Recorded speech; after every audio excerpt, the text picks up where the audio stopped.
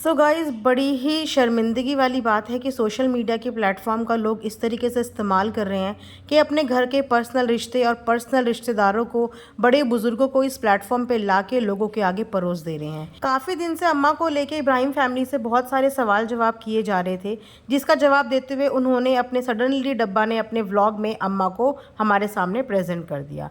अम्मा की हालत देख के अम्मा के ऊपर बहुत सारे क्वेश्चंस लोगों के और ज़्यादा खड़े हो गए, क्योंकि अभी कल के ही व्लॉग में अम्मा रोती हुई नज़र आई।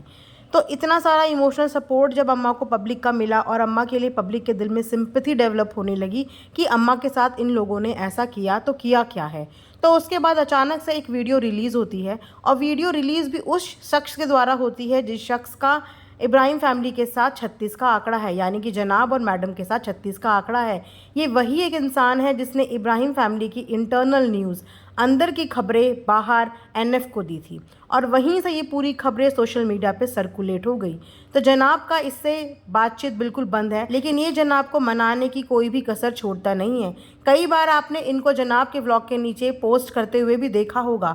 इनफैक्ट बहुत सारे रिएक्शन रोस्टिंग चैनल के नीचे भी ये कई बार अपने कमेंट्स छोड़ के जाते हैं, लेकिन जनाब ने इनको माफ़ नहीं किया। तो अपने आप को अच्छा प्रूव करने के लिए और वापस से जनाब की नज़रों में अच्छा खड़ा होने के लिए इन्होंने एक बुज़ुर्ग इंसान को भी नहीं छोड़ा। जो बुज़ुर्ग इंसान फ्लो में अपनी दिल की बातें इनसे कह गया, और उस बुज़ुर्ग को ये पता भी नहीं, यानी कि अम्मा को ये पता भी नहीं कि सामने वाला बंदा उसकी रिकॉर्डिंग कर रहा है, और उसकी ये रिकॉर्डिंग कल सोशल प्लेटफॉर्म पे सबकी नज़रों में आ जाएगी। मैं वो क्लिप बिल्कुल भी नहीं लगाना चाहती। मैं नहीं चाहती कि मेरे ज़रिए भी वो क्लिप और ज़्यादा सर्कुलेट हो और इस तरीके से अम्मा की और ज़्यादा बदनामी हो। लेकिन आपकी इन्फॉर्मेशन के लिए मैं आपको बता देती हूँ कि उसमें अम्मा ने ऐसा क्या बोला है। उस क्लिप में अम्मा फ्लो में यही बता रही थी कि मैं जब मुंबई जाती हूँ तो वहाँ पे बहुत सारा फालतू का सामान पड़ा होता है। आप सब भी जानते हो कि डब्बा के पास कितना सारा प्रमोशन का सामान पड़ा होता है जो उनके यूज़ में भी नहीं होता। लेकिन अम्मा ने ये बताया कि मैं वहाँ से जब जो शर्मीली जी हैं इधर उधर होती हैं तो कटोरी चम्मच अपनी सूटकेस में या अपने बक्से के अंदर डाल देती हूँ, और जब मैडम के पास कुछ ऐसे कपड़े होते हैं जो मैडम एक बार पहन के इधर उधर रख देती हैं तो मैं वो कपड़े भी उठा के अपने बक्से में अपनी अटैची में डाल देती हूँ।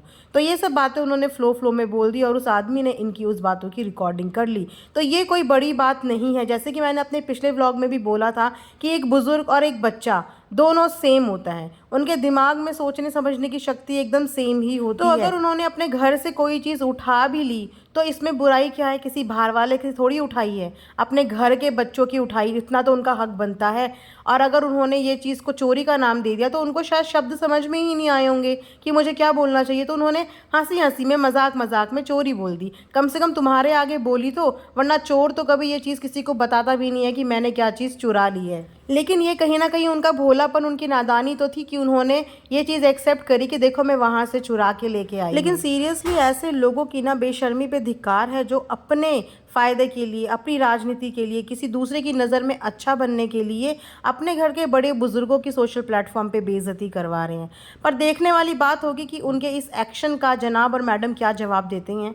क्या जनाब और मैडम की नज़रों में उठने के लिए जो इन्होंने ये हरकत करी है, इससे इनकी जो इंटेंशन है वो कामयाब होती है? क्या जनाब और मैडम इनको एक्सेप्ट करते हैं, या इनको मुंह तोड़ जवाब देते हैं, या इनसे वीडियो डिलीट करवाते हैं?